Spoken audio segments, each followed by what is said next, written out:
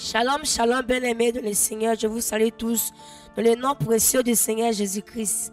Je suis la prophétesse Christ éternel de l'Église, armée de prières et de délivrance en Jésus-Christ. Nous sommes à l'émission Une partie de mon témoignage.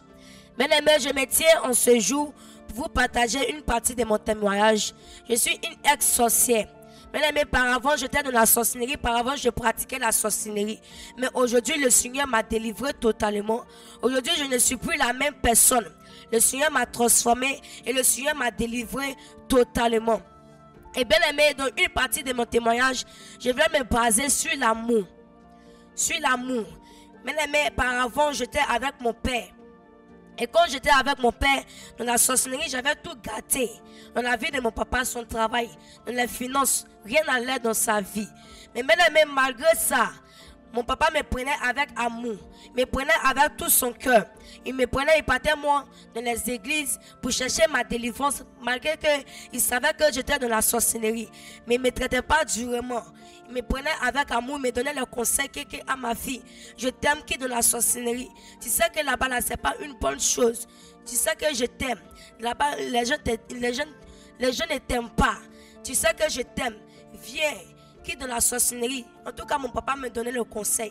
Mais dans la sorcellerie, ils avaient transformé mon cœur. Donc, je ne voyais pas l'amour que mon papa manifestait envers moi.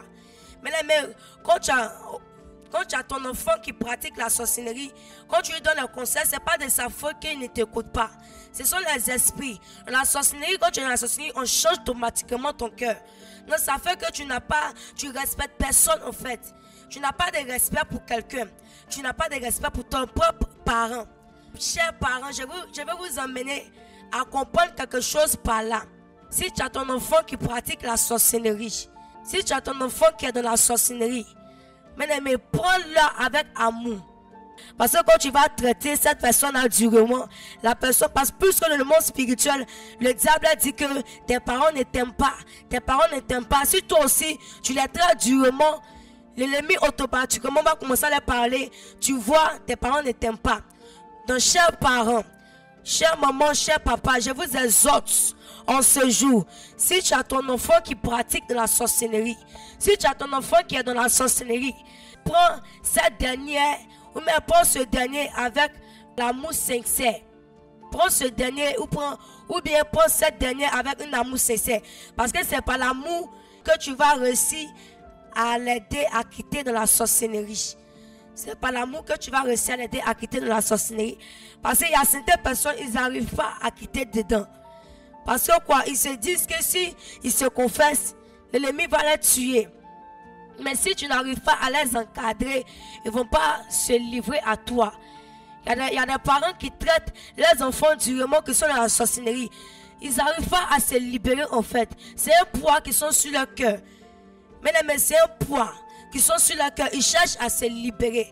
Mais si vous la traitez durement, ils ne vont pas pouvoir se libérer. Ils ne vont pas pouvoir se détacher totalement. Ils ne vont pas pouvoir s'ouvrir à vous. Donc c'est à vous maintenant de les encadrer.